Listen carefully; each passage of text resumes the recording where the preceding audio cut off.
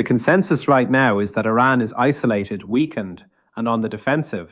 That's the narrative being pushed across Western media, across think tanks funded by familiar names, and across cable news networks where the same rotating cast of former intelligence officials repeat the same talking points. But here's what they're not telling you. In the last 72 hours, something fundamental shifted in the Middle East power structure, and if you're still operating on the assumptions that governed this region even 6 months ago, you're already behind the curve. This isn't speculation, this is pattern recognition based on documented policy shifts that most analysts either missed or chose to ignore. Let's establish the context, because without understanding how we arrived at this moment, the significance of what just happened remains invisible. For 2 decades, American strategy in the Middle East has rested on 3 pillars. First, military presence, the Fifth Fleet in Bahrain, bases across the Gulf, carrier groups rotating through the region. Second, economic leverage through sanctions architecture built incrementally since 1979. Third, regional partnerships, primarily the Abraham Accords framework, linking Israeli security capabilities with Gulf Arab normalization. This wasn't just policy, it was doctrine. The assumption was that overwhelming military superiority, plus economic strangulation, plus diplomatic isolation, would eventually force behavioral change in Tehran. That assumption is now operationally obsolete. On March 14th, the Islamic Revolutionary Guard Corps Navy conducted exercises in the Strait of Hormuz. Not unusual, they do this regularly. But pay attention to what changed. For the first time, they deployed swarm tactics using autonomous surface vessels coordinated through decentralized command nodes that, according to analysis from the Center for Strategic and International Studies, demonstrate technical capabilities that weren't attributed to Iranian naval doctrine as recently as 2023. The vessels operated in groups of 12, executing synchronized maneuvers that would require disrupting to disable. And here's the critical detail. They did this while a US carrier strike group was positioned 100 nautical miles away. The USS Eisenhower did not alter course, it did not respond. That non-response is the announcement. When a carrier group doesn't react to a provocation in its operational theater, that's not restraint, that's recognition. Recognition that the cost-benefit analysis has shifted. And this connects directly to something that happened 3 weeks earlier that received almost no coverage in mainstream Western outlets. The Chinese brokered agreement between Saudi Arabia and Iran wasn't just diplomatic theater. Look at the economic data. Within 30 days of that announcement, we saw the first significant movement in bilateral trade frameworks. Small numbers initially, but the trajectory matters more than the volume. Saudi Aramco began preliminary technical discussions, not contracts yet, but discussions about pipeline infrastructure that would require, and this is straight from industry publications, multi-year commitments.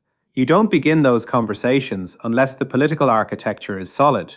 Now connect a third data point.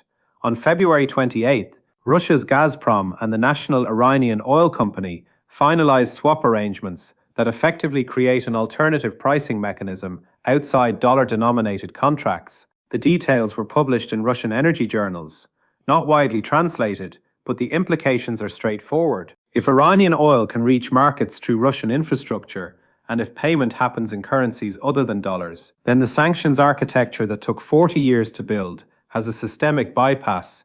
The US Treasury can designate entities all day long. If the transaction never touches the Western financial system, designation becomes performative. Here's where it gets more complex, and this is the part that requires looking at institutional responses rather than public statements. In the first quarter of 2025, US Central Command repositioned assets away from forward deployment in a pattern that military analysts ascribe as consolidation, not reinforcement. The official explanation was maintenance cycles and training rotations.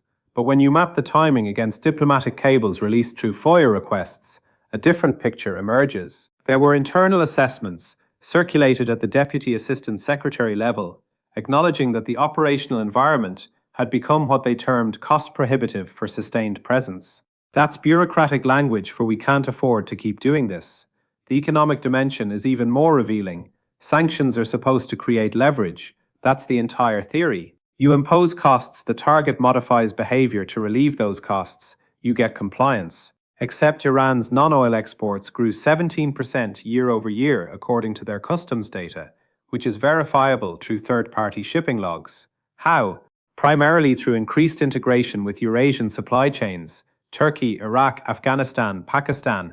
These aren't major economies individually, but collectively they represent market access for hundreds of millions of consumers. And crucially, they're markets where Western financial oversight is limited and enforcement is inconsistent. Let's talk about the announcement structure, because there have actually been three major announcements in the last 90 days, and each one built on the previous.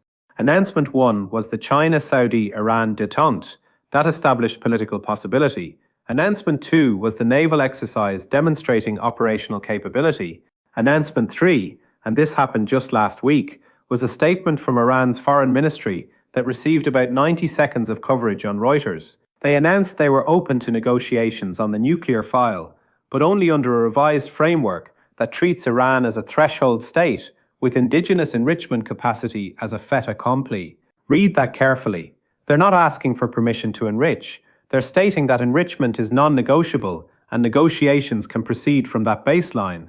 The Western response has been fascinating to watch, and by fascinating I mean predictable. The same voices that have been predicting Iran's imminent collapse for 20 years are now saying this is just bluster, just posturing, just the same old Iranian strategy of buying time. But here's what they're missing.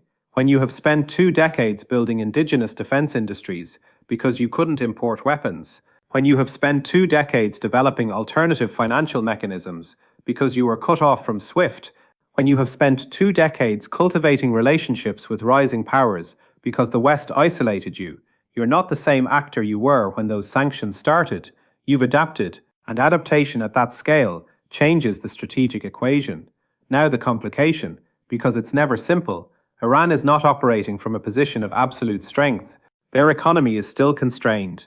Inflation is real. Unemployment is real. There are genuine internal pressures. And this is critical, those pressures have not translated into the kind of destabilization that Western policy assumed they would. Why? Because the social contract in Iran is different from what Western analysts, trained in liberal democratic frameworks, expect. The population has agency, they protest, they demand accountability, but the core legitimacy structures have proven more resilient than the models predicted. And there's a second complication. The US is not a monolithic actor either.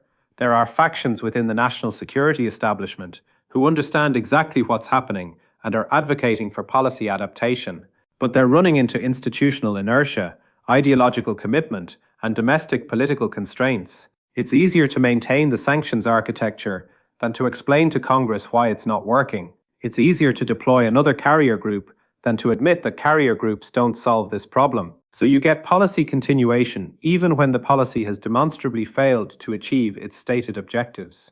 The counter-narrative, the one you won't hear in most analysis, is that American decline in the Middle East is not about military capability. The US still has overwhelming firepower. It's about will and cost tolerance. After 20 years in Afghanistan, after Iraq, after Libya, there is no domestic constituency for another major Middle East intervention, and everyone knows it. That knowledge changes behavior. When adversaries know you won't escalate, they test boundaries. When allies know you won't back them unconditionally, they make alternative arrangements. This is not controversial. This is basic strategic logic. And this brings us to the historical parallel, because none of this is new. In 479 BC, Athens and Sparta faced the Persian invasion.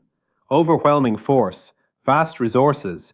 Every rational analysis said the Greek city-states should submit. But Sparta held at Thermopylae, not because they could win, but because they could impose costs. The Persians won the battle, but the delay disrupted their timeline, strained their logistics, and ultimately the campaign failed despite military superiority.